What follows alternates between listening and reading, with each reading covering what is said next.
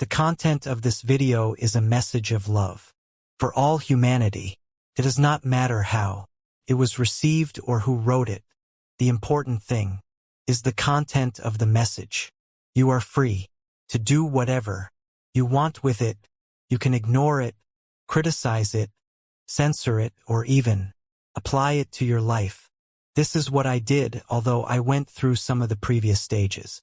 Therefore, I leave it up to you to decide whether the character of Isaiah, my interlocutor and the protagonist of this video, is a literary strategy or if he really exists, whether our dialogue that you will find exposed in the following pages really happened or not, and under what conditions it took place. In any case, it is certain that it is a message written with the heart and for the heart, yours. My hope is that it will be as useful to you as it was to me, that it helps you to know yourself, to awaken your feelings, to free yourself from your selfish side, to understand the reason for your life, so that you better understand others and one day come to love them, so that you understand the world in which you live, so that you can extract the greatest benefit from even the greatest misfortune for your evolution in love. Ultimately, so that you can be yourself, free and conscious to experience authentic love, unconditional love, and thus be happier. With all my love for you, I have always asked myself many questions, very profound questions. These are what you would call existential questions. I have always wanted to know the meaning of my life, the life of all of us. Who am I? Why do I exist? Why do others exist? What are we doing here? Are we here to do something specific? Why are we born? And why do we die? Where do we come from and where are we going? Is there something after death? And it doesn't end there. Other times I sought an answer to the great number of injustices I see in the world. Why is life so unfair? Why are there children who, in their lives, have done nothing wrong, yet suffer so terribly? From hunger, war, poverty, diseases, abuse, and mistreatment because no one wants them, while others are born healthy, in a happy context, and are loved? And why do some people get sick and others don't? Why do some live a long time and others die almost at birth? Why is there suffering and wickedness? Why are there good people and bad people, happy people and miserable people? Why was I born into this family and not another? Why do these misfortunes happen to me and not to someone else, or vice versa? What does all this depend on? Other times, they were questions related to feelings. Why am I not happy? Why do I want to be happy? How can I be happy? Will I find a love that makes me happy? What is love and what are feelings? What is this that I feel? Is it worth loving? Do we suffer more when we love or when we do not love? I suppose you, too, at some point in your life, have asked yourself these questions or will ask them from time to time. However, since we are so busy with our daily routine, there are few moments when we consciously ask ourselves these questions, and little time we dedicate to answering them.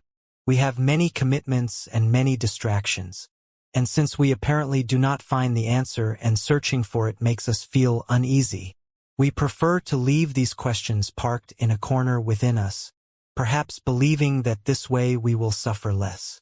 Is there an answer to each of these questions? But I am not looking for just any answer. I am looking for a truthful answer. Is there a truth? What is the truth? Where should we seek the truth? How can we recognize it? I have always been a skeptical, incredulous person, but at the same time open to seeking. I like to verify things on my own. I assure you that I have sought the answer for a long time in the things we were taught since childhood. Religions, philosophy, science.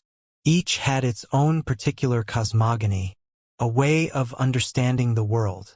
However, both in religions and in science, it seemed to me that there was always a limit in explaining reality as I perceived it. I always found incomplete answers, inconsistent with each other, far from reality, and that continued to not fully answer my questions. No matter how much I tried to delve deeper, I eventually hit an insurmountable wall, and the final answer hindered my desire to investigate further and further. The final answer I obtained from religion was more or less this: it is God's will. Only He knows. We cannot understand it. We cannot comprehend why some are born in more or less favorable circumstances, why some get sick and others do not, why some die sooner and others later. We cannot understand what happens after death, why we happen to live with this family and not another, why in this world, why God allows injustices in the world, etc.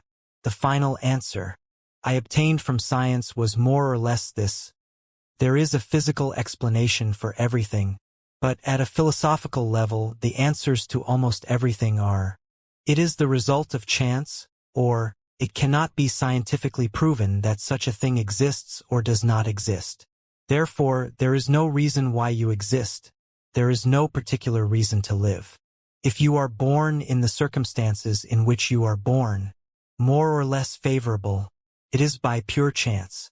If you happen to be born healthy or sick, in one family or another, die sooner or later, it is by pure chance.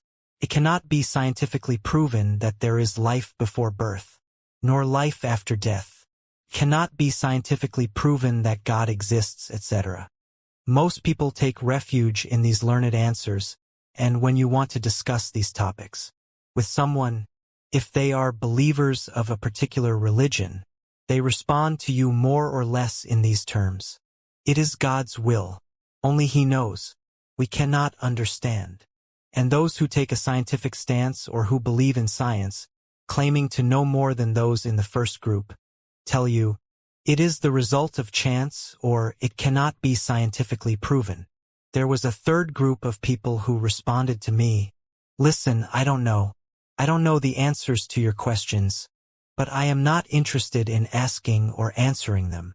And if I say to them, I'm sorry, but these answers don't satisfy me, they are not useful because they do not answer my questions.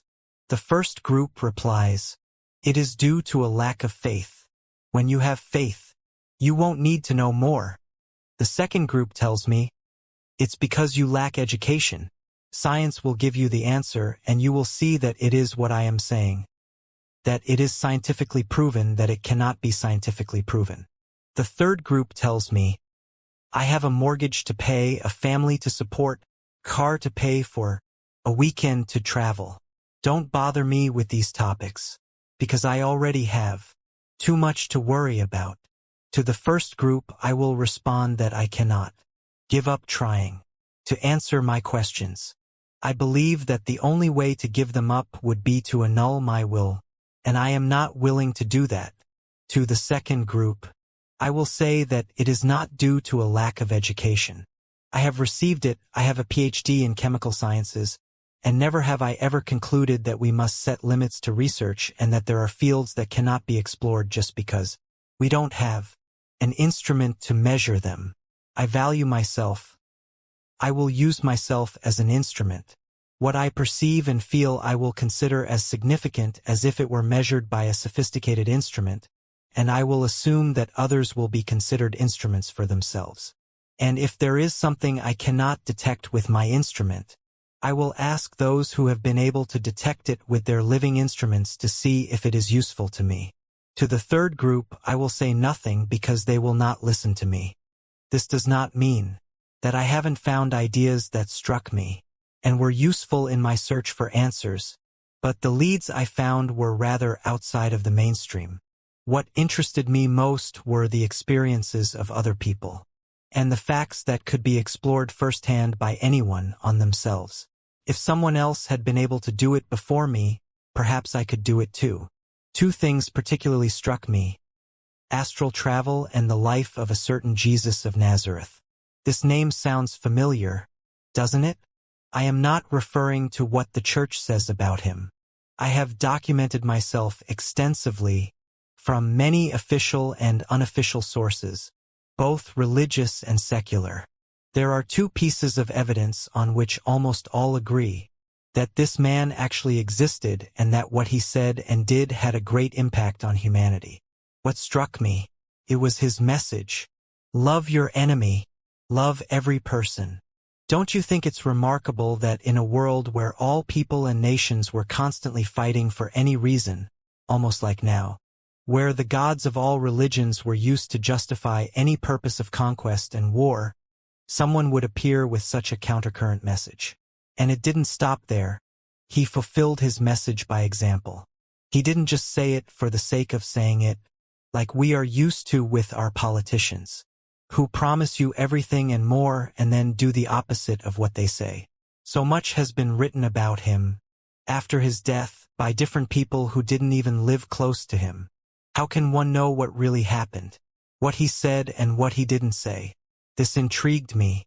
Let's leave the topic of Jesus aside for now, as we will return to it later, and I will now talk about astral travel. I found them in various books by different authors. They claimed that a person, through certain relaxation techniques, could separate from their own body. This is an astral journey, to separate from the body. Incredible, isn't it? Not only did the very fact of being able to separate from the body strike me, but those who had succeeded claimed that in that state they could do extraordinary things, like pass through matter or travel almost instantly to wherever their thoughts wanted. And not only this, they found themselves in a kind of expanded state of consciousness where they clearly understood the purpose of life and what we are doing in this world. This last thing interested me a lot. Perhaps it was the key to finding the answer to my questions. I didn't have much to lose. I thought, the worst that can happen is that nothing happens. So, I rolled up my sleeves. Every night, before going to sleep, I practiced relaxation exercises. And so, for a month, nothing happened, or rather, I couldn't separate from my body. But it wasn't that I didn't feel anything during the relaxation. I liked it.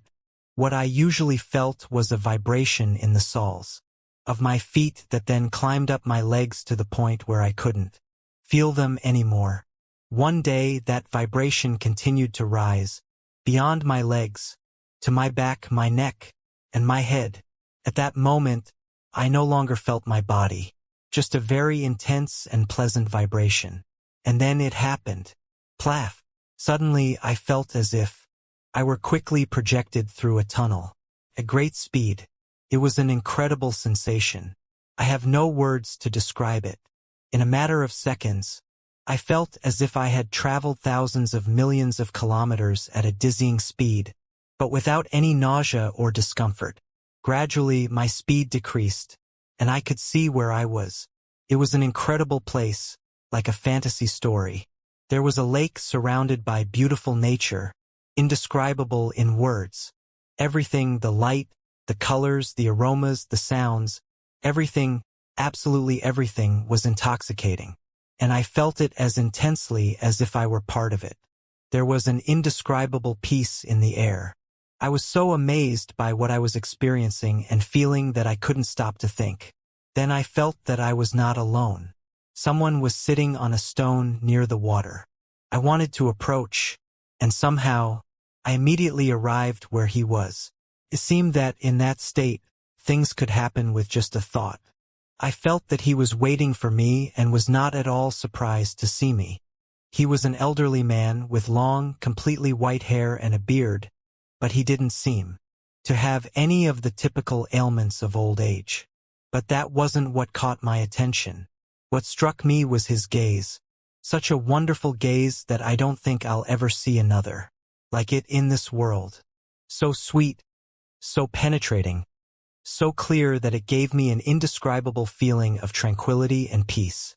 It may seem strange to you, but I felt as if that unknown old man was filling me with love with his gaze, to the point that I was so at ease that I no longer thought about how strange the situation was. From now on, I will try to reproduce our dialogue, both from that first time and from the 2 subsequent meetings I had with that wonderful old man who went by the name of Isaiah. Those dialogues have given me so much, that have changed my life so deeply, and, for the better, much better, I want to share them with you with as few interruptions as possible, because I prefer that it be from his own words, and not from my interpretations or impressions, that you draw your own conclusions. Get comfortable, the show begins.